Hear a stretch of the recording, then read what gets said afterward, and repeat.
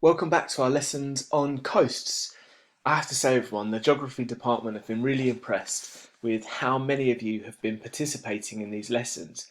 We've seen some excellent diagrams of wave cut platforms and headlands and bays, and many of you have been getting involved in the quizzes too. It's been great to see that you've been taking your geography seriously. In this lesson, we are going to learn about how caves, arches, stacks, and stumps form on a headland. These are the questions that we're going to be answering today. Why is there erosion on headlands? What types of erosion affect headlands? Why do cracks form? How does a crack become a cave? And how can a cave become a stump? Firstly, we should quickly revise the four processes of erosion because these are really important. Remember, they are hydraulic action, where powerful waves force air into tiny cracks, and this compressed air pushes against the rock and weakens it and forces it to break up. That's hydraulic action. There's abrasion too, and that's when the sea hurls pebbles and sand against the cliff, chipping it and grinding it down. It's almost like the waves are acting like sandpaper on the cliff. That abrasion is just sanding it away. Okay, and then there's attrition. And attrition is when rocks and stones, which are in the sea, they bump against each other, and as they bump into each other and smash into each other, they chip little bits off each other and they get smaller and rounder. And lastly, there's solution. So this is when the seawater reacts with the rocks and they dissolve into the sea. It's like sugar dissolving into tea.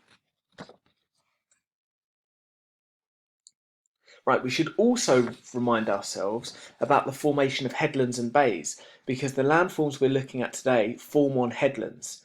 If you haven't finished the lesson about headlands and bays, you should go back and finish that lesson. For those of you that have finished that lesson, here's a quick reminder. Headlands and bays form on coastlines where there are sections of hard or resistant rock next to sections of soft or less resistant rock. So here we can see that the green bands of rock, we're looking at this from above, the green bands of rock are less resistant, and then there's this resistant sandstone in red and this white resistant chalk. So the chalk is a rock which is going to be more resistant than the clay which is next to it.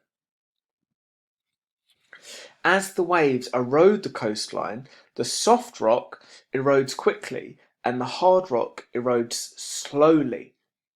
This creates a very distinctive shape to the coastline because over time there are parts of the coastline that jut out into the sea. These are called headlands, and the parts of the coast which are indented into the land are called bays.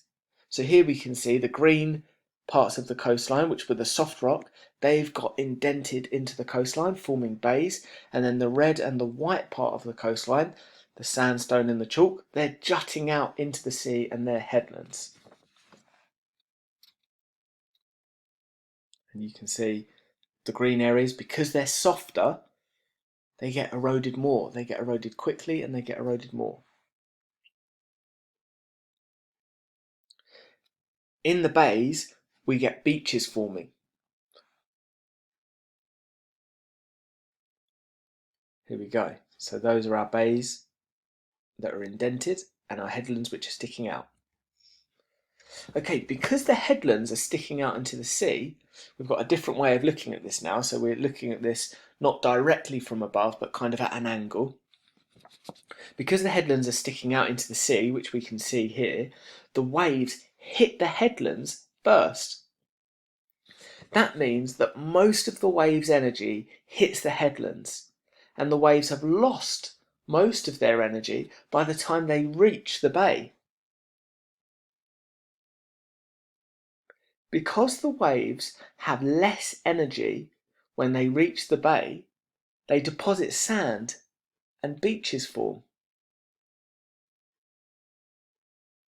Because the waves have more energy when they hit the headland, they have the power to erode the cliffs and some very unique landforms are created. Today we're going to be learning about how these landforms, which are created by the erosion of waves, are created. Okay, so this is looking at a headland side on, and we can see the sea at the bottom. We can see the top of the headland because there's grass at the top of the headland. That green area is supposed to be grass at the top of the headland, and the white area is the steep cliff face. The first step occurs when waves which are hitting the side of this steep cliff force their way into cracks in the cliff face. And hydraulic action, remember that's when waves are forcing air into these cracks and then causing the cracks to expand under pressure.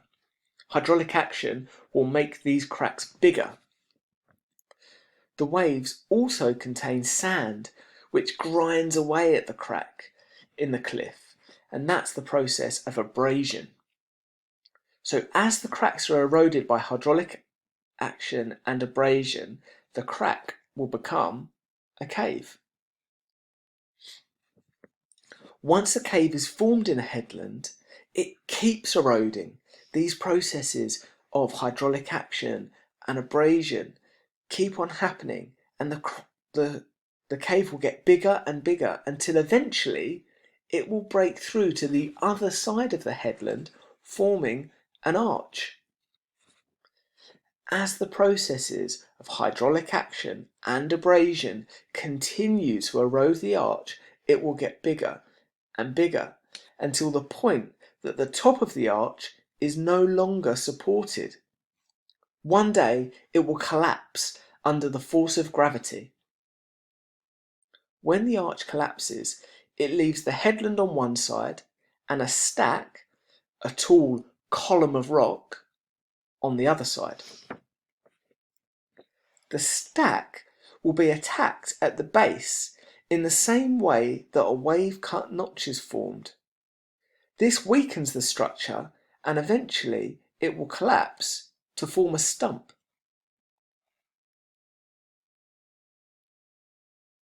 Okay, here's a photo of a headland, and we can see that an arch has formed and that there is a stack at the end of the headland. You can even see at the bottom of the stack here that the sea is eroding a wave-cut notch which will slowly undercut the stack until it collapses under the force of gravity. Great, that concludes this lesson. There's a quiz on Show My Homework which you need to complete to test your knowledge. Take it slowly and read the questions carefully. I've given you 2 minutes per question to make sure that you're answering them carefully. I've also posted a link to this excellent animation which shows how caves, arches, stacks and stumps form in an animation, which I think actually does a better job than my diagrams. Check that out as well. Well done everyone, and keep up the hard work.